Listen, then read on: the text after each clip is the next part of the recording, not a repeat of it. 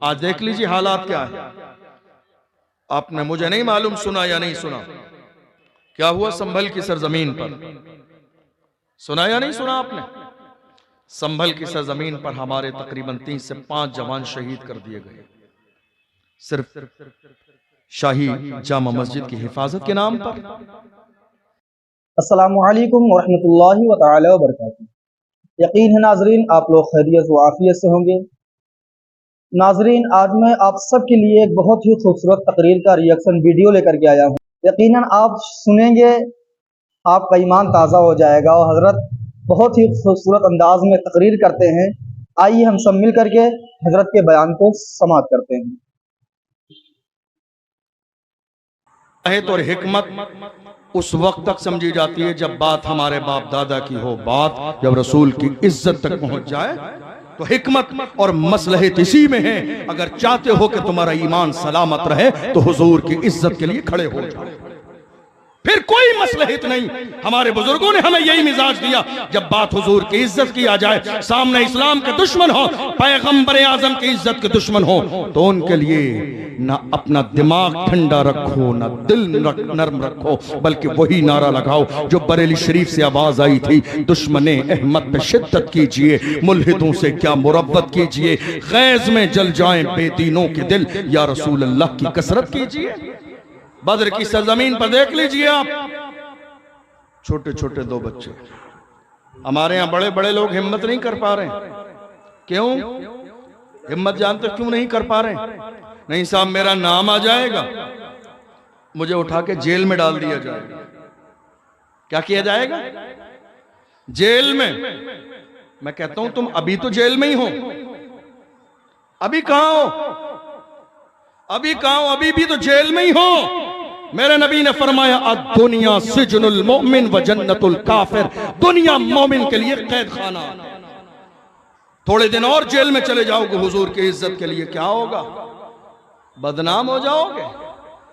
शर्मिंदा वो हो जो चोरी करके जेल में जाते हैं, शर्मिंदा वो हो जो ताश के पत्ते हाथों में लेकर जेल में जाते हैं, शर्मिंदा वो हो जो जिना करके गिरफ्तार किए जाते हैं, जेल में जाते हैं। अरे जिनके हाथों में नाम मोहम्मद पे हथकड़ी डाली जाए, उनके लिए तो ये जिंदगी की मेराज से कम नहीं है। मुफ्ती सलमान अजहरी साहब को जब गिरफ्तार किया गया मुंबई की सरजमीन पर, मानने जानने वाले रोड पर आके चक्का जाम कर दिए गए, गाड़ियों के निकलने की जगह नहीं थी। प्रशासन को पता चल गया ये बहुत पॉपुलर इंसान है, जब तक ये इशारा नहीं करेगा ये मानने जानने वाले अकीदतों का हुजूम है, अकीदतमंदों का हुजूम है, ये बढ़ेंगे नहीं, आगे नहीं जाएंगे, जान दे देंगे, गर्दन कटा देंगे, मगर आगे नहीं जाएंगे। तब जाके पुलिस प्रशासन ने एक माइक्रोफोन का यूज किया और मुफ्ती सलमान साहब को देखकर कहा था ये आपके मानने वाले हमारी नहीं मानते। हालांकि पावर किसके पास है? प्रशासन के पास। मैं क्या कह रहा हूं गौर कीजिएगा। आशिक कैसे होते हैं, दीवाने कैसे होते हैं? पावर किसके पास है? प्रशासन के पास। लाठी और डंडे किसके पास है? प्रशासन के पास। लाठी चार्ज करने का पावर किसके पास है? मुफ्ती सलमान साहब के पास नहीं है, प्रशासन के पास है। मगर गुलामों ने रोड पर चक्का जाम करके बता दिया जो जान मांगोगे जान देंगे, जो माल मांगोगे माल देंगे, मगर ये हमसे कभी ना होगा, नबी का जाहो जलाल देंगे। मुफ्ती सलमान अजहरी से कहा आप मना कर दीजिए, आप कहेंगे वापस चले जाएंगे। मेरे शेर ने एक जुमला कहा, मेरी मोहब्बत में आने वालों हम मुस्तफा के गुलाम हैं। एम्बुलेंस निकलती है मरीजों के लिए, हम तकलीफ देने वाली कौम नहीं, हम लोगों को सुकून देने वाली कौम। रास्ता खाली कर दो। एक बार कहा, एक बार कहा। आज बहुत सारे लोग हैं, सबका अपना अंदाज है। अल्लाह का फजल है कि हम हासिद नहीं, अल्लाह का फजल है कि हम हासिद नहीं, वरना बहुत सारे हासिदों से भी आपकी मुलाकात होगी जो कहेंगे अरे जरूरत ही नहीं हालात के एतबार से ऐसी बात करने की।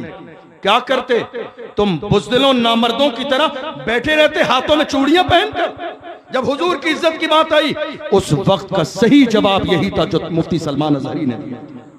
ठीक है, किसी को इत्तेफाक नहीं है, न कीजिए इत्तेफाक, तुम्हारे इत्तेफाक को जूतों की नोक पे रखते हैं। ठेकेदार नहीं हो तुम जो तुम्हारे इत्तेफाक से बात की जाएगी।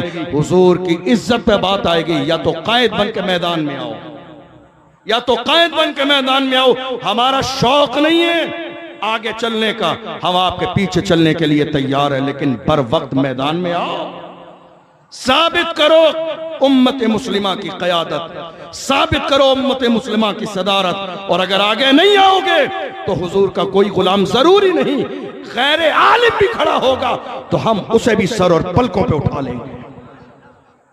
तुमने देखा नहीं, थोड़े जमाने पहले एक मर्द कलंदर और आया, ये और बात है मेरी कौम की बदनसीबी के लोगों ने उसे पहचाना।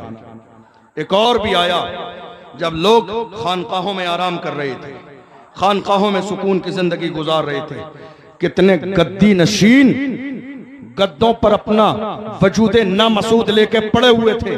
ऐसे आलम में एक शख्स, दुनिया जिसे इम्तियाज के नाम से जानती है, हाँ वो इम्तियाज ही है, वो इम्तियाज ही है, इम्तियाज, वो इम्तियाज जिसे दुनिया इम्तियाज जलील के नाम से जानती है।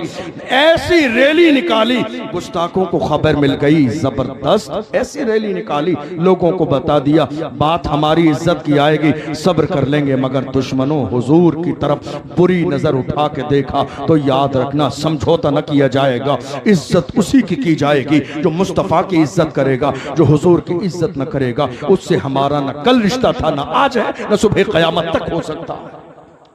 मुफ्ती सलमान साहब ने कहा परेशान न होइए, परेशान न होइए, हम कोई चोरी करके थोड़ी जेल जा रहे, हम कोई चोरी करके जेल नहीं जा रहे।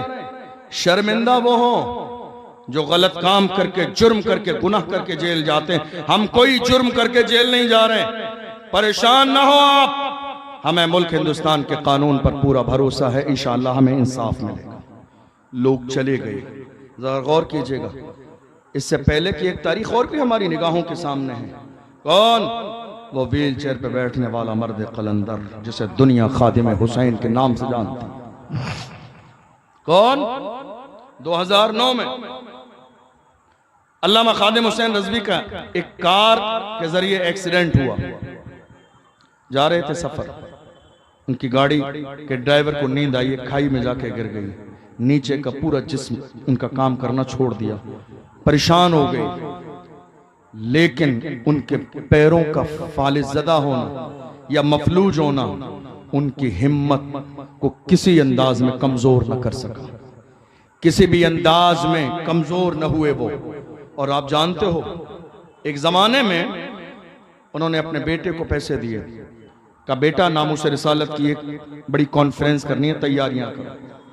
चंद दिन के बाद उनके बेटे ने आके कहा, मौलाना साद हुसैन रिजवी ने कहा, अब्बा हुजूर ये पैसे मुकम्मल नहीं हो रहे हैं जलसे के लिए, तो तहफ़्फ़ुज़ नामूस रिसालत के हवाले से जलसा करना। कहा बेटा मेरे पास तो इतना ही पेमेंट था, इसके बाद मेरे पास पैसे नहीं। कहा फिर?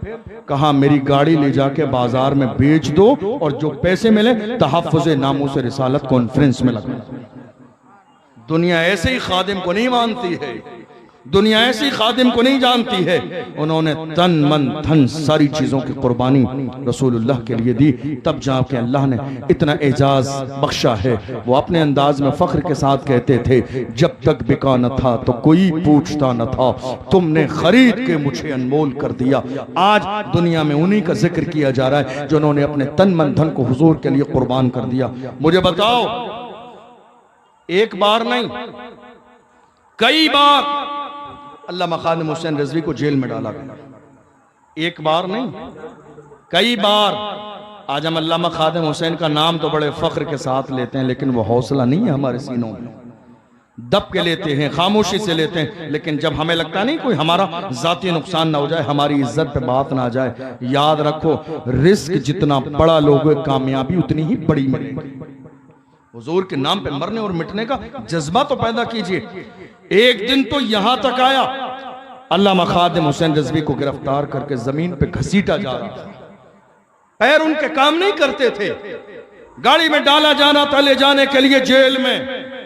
दुनिया रोती है ऐसे आलम में, लोग घर बदल देते हैं, शहर बदल देते हैं, पुलिस का नाम सुनते तुम्हारा नाम आ जाएगा, लोग इलाके बदल देते हैं। अल्लामा खादिम वही अपनी दरसगाह में बैठे हैं, वहीं बुखारी मुस्लिम तिरमिजी अबू दाऊद का दर्स दे रहे हैं। गिरफ्तार किया गया और घसीट कर ले जाया जा रहा था, मगर दुनिया ने देखा, ले जाने वाले प्रशासन ने भी देखा, अल्लामा खादिम रो नहीं रहे थे, मुस्कुरा रहे थे। रो नहीं रहे थे, वो मुस्कुरा रहे थे। पूछा गया क्या बात है? लोगों को घसीट के जब जेल में ले जाया जाता है, बड़े बड़े अच्छे लोगों के हौसले पस्त हो जाते हैं, रोने लगते हैं। आप रो नहीं रहे हैं, मुस्कुरा रहे हैं। फरमाया तुम नहीं समझोगे, तुम जिनकी मोहब्बत में, जिनके इशारे पर मुझे घसीट रहे हो, तुम्हारे उन आकाओं को खबर नहीं, मगर मुझे जिस पैगंबर की मोहब्बत में घसीटा जाता है, मेरा ईमान है गुंबद खजरा से मेरा नबी मुझे देख रहा है। मेरे इमाम ने एक जमाने पहले इसकी तर्जमानी की थी। मेरे इमाम ने कहा पुल से उतारो राह गुजर को खबर न हो, जिब्रील पर बिछाएं तो पर को खबर न हो, कांटा मेरे जिगर से गमे रोजगार का यूं खींच लीजिए कि जिगर को खबर न हो। फरियाद उम्मती जो करे हाल जार में, मुमकिन नहीं कि खैर बशर को खबर न हो। मुझे जिस रसूल की मोहब्बत में घसीटा जाता है, मेरा ईमान है वो मुस्तफा जान रहमत मुझे देख रही है। कितनी जगह FIR दर्ज की गई, कितने मुकदमे किए गए। आखिरी वक्त आया, लोग आए अपने मुकदमे वापस लेने के लिए, लेकिन कहा गया नहीं, अब ये तो कफन के साथ दफन किए जाएंगे। अब फैसला रसूलुल्लाह की बारगाह में, फैसला आप देख लीजिए। वो मर्द कलंदर हमारे दरमियान जिस्मानी तौर पर मौजूद नहीं, मगर मुल्क के कोने कोने के जवानों के सीने में अल्लाह ने उस मर्द कलंदर की मोहब्बत डाल दी है। आज जहां चले जाइए लोगों को ये नाम भी याद है, वो चेहरा भी याद है, वो अंदाज भी याद है, वो सारी बातें भी याद है, वो इश्क भी याद है, वो जज्बा भी याद है, वो फक्र भी याद है, वो बेबाकी भी याद है। याद रखो जो नाम मोहम्मद में मरता है मिटता है, अल्लाह उसे बाकी बिल्ला बना देता है।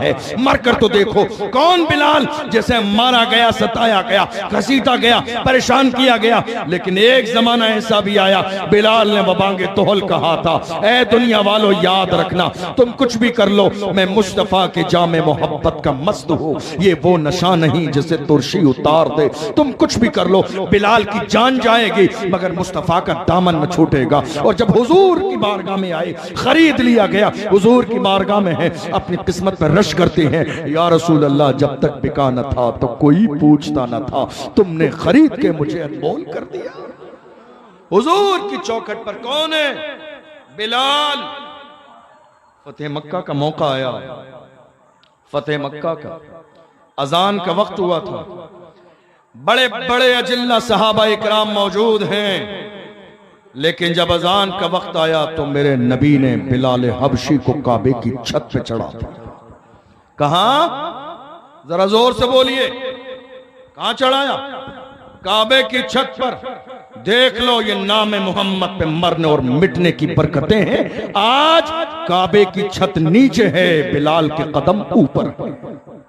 काबे की छत आज नीचे है, बिलाल के कदम ऊपर हैं। जानते हो ये बरकतें किसकी हैं?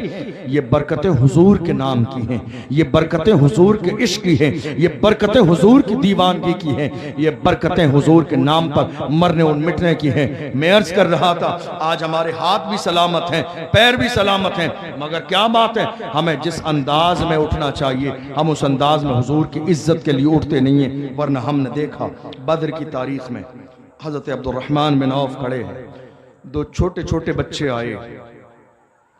अबू जहल का पता बताइए। अबू जहल कौन? इस्लाम का सबसे बड़ा दुश्मन, बड़ा आदमी, सुपर पावर, सबसे बड़ा दुश्मन है, पता बताइए। उन्होंने कहा तुम छोटे छोटे बच्चे क्या करोगे अबू जहल का पता जानकर? तुम्हारे बस का कुछ भी नहीं है, क्या करोगे?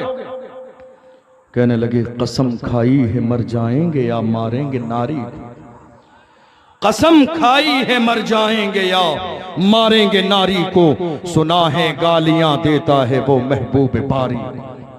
छोटे छोटे बच्चे हैं मगर घर से कसम खा के निकले हैं, या तो रुए जमीन पर अबू जहल रहेगा या हम मुस्तफा के गुलाम रहेंगे। जाती दुश्मनी कोई नहीं है, हमारी दुश्मनी ये है कि वो हमारे नबी की शान में गुस्ताखी करता है।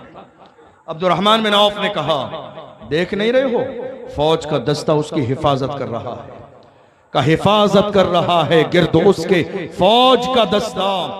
बच्चों ने कहा ये दस्ता कब तलक रोकेगा मलिकुल मौत का रास्ता।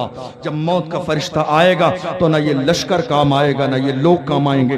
दुनिया ने देखा जितना गुरूर तकब्बुर करता था, छोटे छोटे बच्चों के जरिए जलील कराया गया ताकि दुनिया जान ले इश्क अगर सच्चा हो तो बड़े बड़े वो काम नहीं कर सकते जो छोटे छोटे बच्चे काम करते हैं। ऐ मेरी कौम के जवानों, कहाँ है तुम्हारी जवानी? शराब वो शबाब में डूबे हुए, हरगिज नहीं। अपनी जवानी को समझो, खुदा ने तुम्हें ये जवानी शराब और शबाब में डूबने के लिए नहीं दी।